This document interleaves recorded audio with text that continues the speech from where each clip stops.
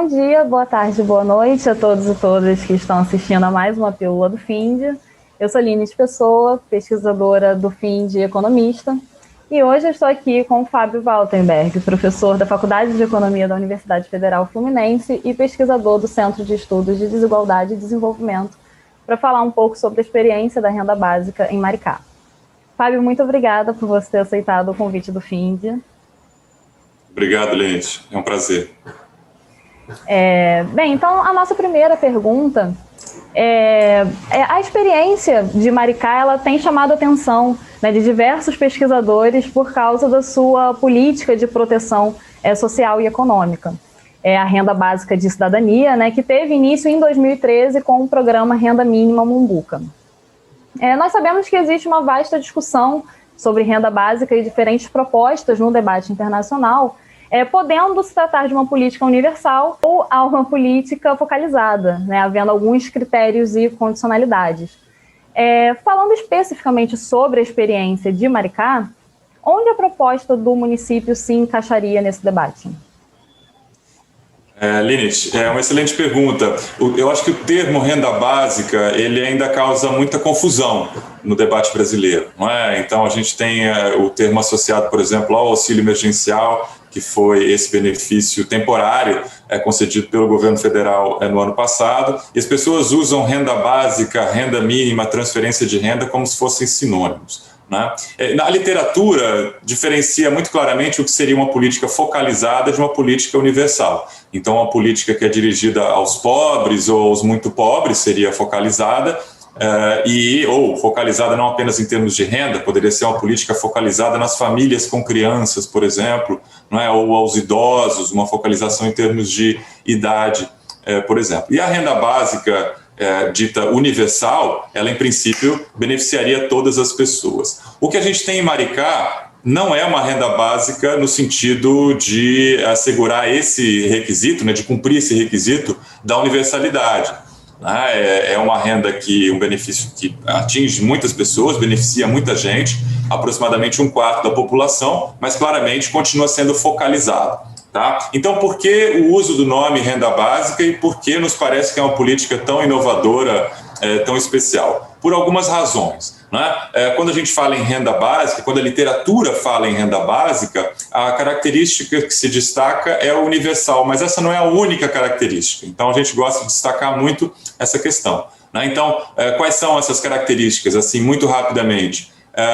Ela tem que ser paga em dinheiro, né? Não é paga em voucher ou em vale ou algo que restrinja a liberdade das pessoas. Nesse sentido, a renda básica de Maricá cumpre, né? Ela passa por esse teste. Ela é paga regularmente, ela não é paga numa situação emergencial, numa situação em que ocorreu um problema, em que a pessoa precisou em determinada situação. Não, ela é paga regularmente. Por que é importante isso? Porque permite um planejamento, o consumo intertemporal, a gente diria em economês, né? A capacidade de você saber que você vai receber, garante uma certa segurança econômica para as famílias. Ela é paga individualmente, não é? Então você não tem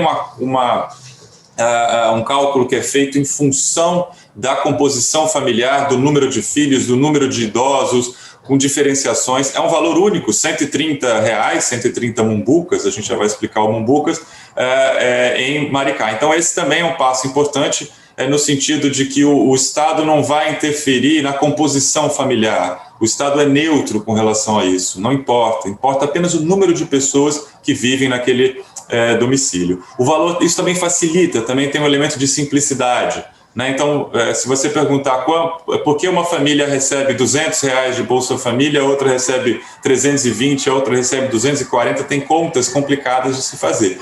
No caso de Maricá, não, você pega o número de habitantes, não, o número de moradores daquele domicílio, multiplica por 130 e você tem o valor que a família vai receber. Então tem uma vantagem em termos também de simplicidade. O benefício é incondicional, diferentemente, por exemplo, do Bolsa Família, que vai verificar se a família cumpriu certos requisitos, atendeu a certas demandas em termos de educação, de saúde. A gente poderia imaginar que em outros benefícios a pessoa é obrigada a procurar um trabalho para receber determinado montante. Isso acontece muito em programas europeus, em programas nos Estados Unidos. É incondicional. Então ela tem direito, aconteça o que acontecer, né? Então isso também é uma garantia de autonomia, de segurança, de previsibilidade muito grande. E a renda básica de Maricá cumpre esse requisito. A partir do momento em que a pessoa recebe, ela não vai deixar de receber, né? O que não cumpre, de fato, é a questão da universalidade, né? Mas mesmo nesse sentido, a prefeitura tem uma preocupação de universalidade dentro de um conjunto específico, que são os cadastrados no cadastro único, os registrados no cadastro único. Isso significa aproximadamente, antes da pandemia, algo em torno de 60 mil pessoas. Hoje em dia, 42.500 mais ou menos recebem.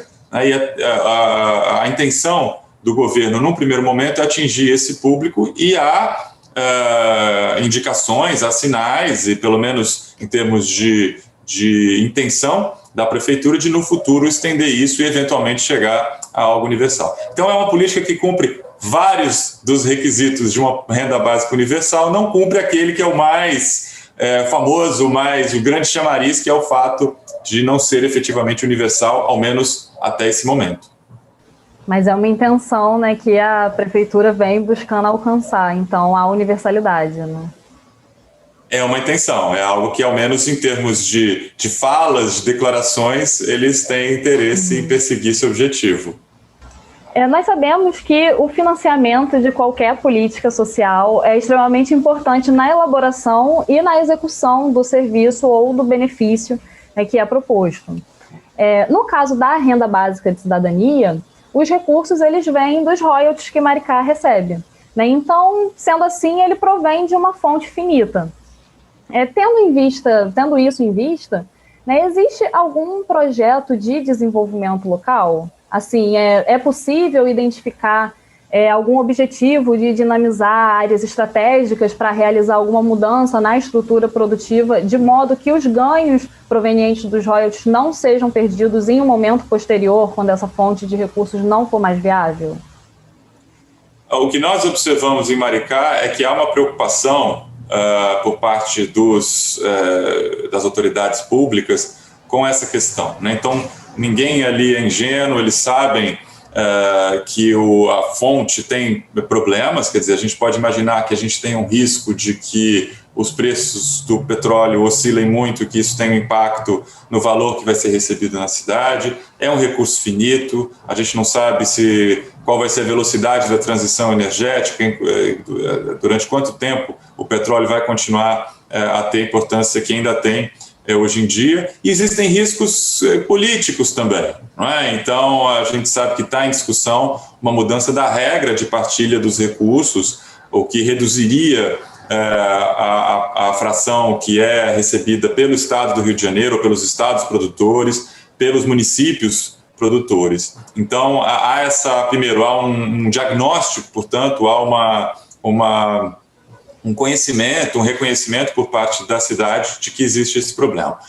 E algumas medidas foram tomadas, vêm sendo tomadas, para que essas políticas, a política de renda básica e outras, possam ser perenizadas. Aquela com a qual nós temos mais contato direto é a criação do banco comunitário, né? O Banco Mumbuca, que é o banco que, na realidade, faz o pagamento da renda básica, né? A prefeitura transfere recursos para o banco e o banco faz esse pagamento. E o que o banco tem a ver com isso, né? Bom, pelo menos duas questões.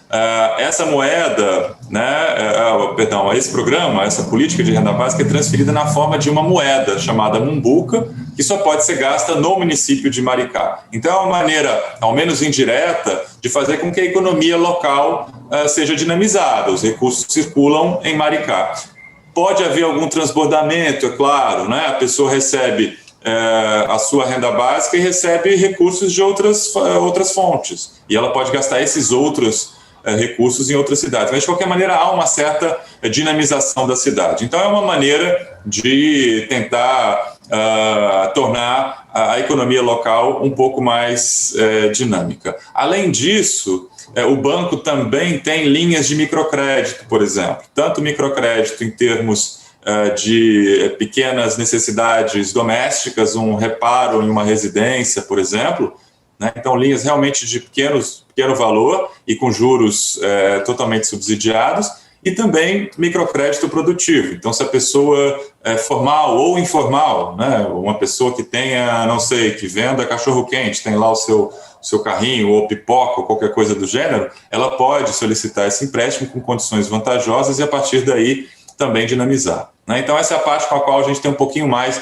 de contato. Mas nós sabemos, por conversas com outras pessoas, por contato com outros pesquisadores, inclusive, que há uma preocupação da prefeitura de, sim, identificar quais são, digamos, as vocações econômicas da cidade, o que pode ser feito para efetivamente trazer desenvolvimento a um município que não tem grandes riquezas, não tem uma economia muito complexa, não tem indústria, por exemplo, né?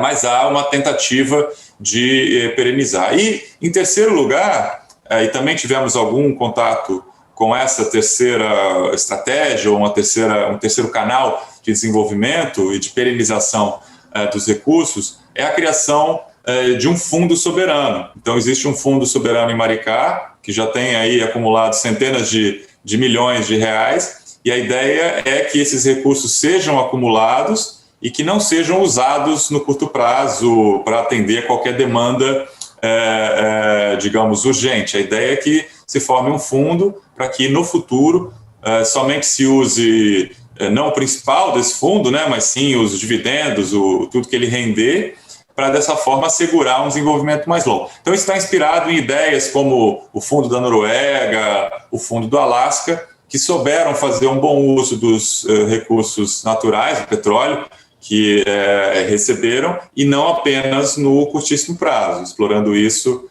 num prazo mais longo. Então, acredito que existam essas estratégias. Em que medida elas estão bem articuladas e têm condições de dar frutos num período, digamos, no médio prazo, isso é algo que requer a nossa atenção, nós pesquisadores, né, para a gente ver se está bem estruturado. Mas há iniciativas, em todo caso, nesse sentido. É uma preocupação, então, né, assim, pode não estar tão em andamento ainda algumas medidas, mas é uma preocupação que a prefeitura tem, ela enxerga esse horizonte dos recursos. Eles têm isso muito claro, sim. Bem, então a nossa última pergunta dessa série de pílulas apesar da discussão sobre a renda básica estar presente no debate há bastante tempo, é perceptível que esse debate ele tomou um maior fôlego durante a pandemia, né? Como você vem pesquisando sobre isso, a gente queria saber quais lições a renda básica de Maricá oferece para essa discussão, né? E também queríamos que você falasse um pouco mais sobre o papel da moeda social nesse contexto de choque adverso que a crise da pandemia causou. Eu acho que a pandemia foi um excelente laboratório, né? Quer dizer, a pandemia é uma tragédia terrível, as consequências são as piores possíveis, né? Em todas as dimensões. Em termos de política social, nós temos muito a aprender, tanto com a experiência do auxílio emergencial, né? Nós tivemos, por exemplo, os menores níveis de pobreza e desigualdade do Brasil nos últimos anos em 2020, né? Em grande medida em razão do auxílio emergencial. E em Maricá nós tivemos também uma situação muito interessante, porque eu comentei que o valor do benefício da renda básica era de R$130, 130 mumbucas por pessoa.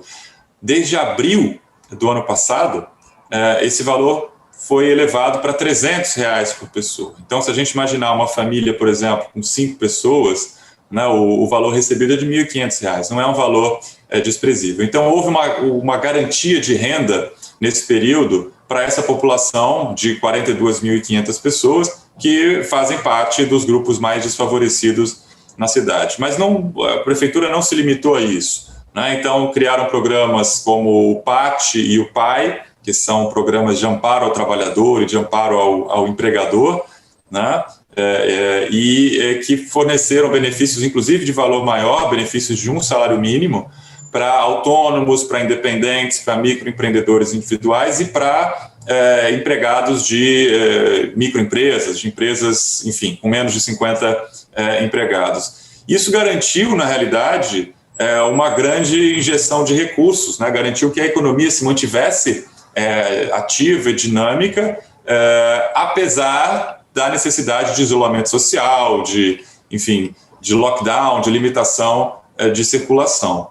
E o impacto que a gente pode observar, claro, são dados preliminares, mas nós fizemos aí um estudo em parceria com o João Paulo, que é um mestrando da UFRJ, mostrando que o município de Maricá teve um desempenho muito bom em 2020 em termos de criação de emprego formal. Por incrível que pareça, em plena pandemia, né, houve criação de emprego, foi o melhor desempenho, ou um dos melhores aí entre os municípios do estado do Rio de Janeiro, e nós fizemos um estudo usando uma técnica de controle sintético que mostra que realmente o desempenho de Maricá foi melhor do que todos os outros municípios do estado do Rio de Janeiro. Então, acho que essa, digamos, uma lição que fica é que vale a pena, né? Quer dizer, você injetar recursos, transferir dinheiro para a população, especialmente para a população mais vulnerável, você tem um resultado em termos de dinamização da economia, né? Algum efeito aí multiplicador, um efeito de que essas pessoas gastam, de fato, esses recursos. E uma outra lição que fica para, talvez, tanto para, para a própria cidade de Maricá e para outros municípios e para outros governos, foi a diferença que a cidade teve em termos da facilidade ou da velocidade com a qual ela conseguiu implementar esse aumento de recursos da renda básica de cidadania, passar de 130 para 300, foi muito simples, em uma semana isso estava feito e o dinheiro estava já em caixa, já estava depositado nas contas digitais das pessoas. Então foi um processo muito rápido. Por outro lado, esses outros programas que eu mencionei, PAT e PAI, eles foram muito mais complicados de serem implementados. Foi preciso criar um cadastro de última hora. Então, nos meses ali de abril, maio, tanto que alguns desses benefícios só foram pagos em junho, né? E qual que é a lição que se extrai disso, né? O ideal é que a gente tenha, todas as prefeituras, os governos tenham cadastros muito completos das pessoas para mobilizar, se não para pagar de forma universal em todos os momentos do tempo, que seria o ideal da política de renda básica universal, mas ao menos para, em momentos de crise, em momentos de necessidade, ser possível expandir esse programa e chegar a pessoas que não estavam previamente naquele grupo menor, mais focalizado. Essa mesma dificuldade nós observamos com o governo federal, não é, para a implementação do auxílio emergencial. Todos viram reportagens de jornal, televisão e tudo mais, a dificuldade das pessoas de conseguirem se cadastrar, os problemas no aplicativo, filas para depois retirar o dinheiro e tudo mais. Então, esse tipo de questão de cadastro, que pode parecer uma questão menor, no fundo ele é um problema, uma questão relevante, um problema importante, e nós vimos, no caso de Maricá, muito bem pela diferença, né, em termos desses dois tipos de programas. A renda básica que já tinha um mecanismo estruturado, azeitado, contra os outros programas que tiveram que ser criados, o que significa mobilizar horas de trabalho de funcionários da prefeitura, dificuldades. Eles abriram no primeiro momento esse PAT, por exemplo, para 12 mil pessoas. Eles acharam que seria razoável, mas receberam mais de 20 mil solicitações. Então também eles tiveram que redimensionar o programa no meio da confusão, no meio da pandemia. Então é algo que a gente pode aprender também, tanto o que funciona e funcionou muito bem durante a pandemia, daquilo que incorreu em certas dificuldades.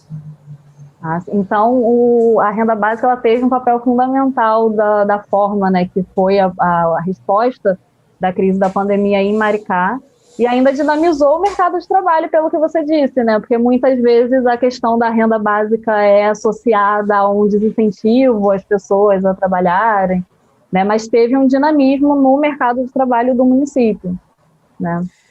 Sim, nessa nossa análise preliminar, sim, é preciso verificar, quer dizer, tornar um pouco mais complexo aí o modelo, os dados. A análise preliminar é essa. É claro que uma análise de custo-benefício completa teria que comparar, né, o que foi gerado em termos de emprego, o bem-estar da população com os custos. E aí vem também uma questão que acho que é um pouco específica de Maricá. Maricá tem bala na agulha, no sentido de que tem margem de manobra, tem recursos orçamentários para implementar esse tipo de política, né? Nem todo município tem, como nós sabemos. De qualquer forma, eu acho que serve como aprendizado, mesmo não sendo algo facilmente reproduzido em outro local, né? Sim, claro. Então, Fábio, muito obrigada mais uma vez por você ter aceitado o convite. E eu gostaria de convidar todos e todas para assistir as outras pílulas que o FIND já realizou, que estão disponíveis no nosso canal do YouTube, assim como nas redes sociais. Muito obrigada a todos que assistiram. Vocês podem conhecer mais sobre o grupo de pesquisa em financiarização e desenvolvimento acessando o nosso site ou através das redes sociais também. Mais uma vez, obrigada, Fábio. Muito obrigado, Linit. Parabéns aí ao trabalho de vocês do FIND.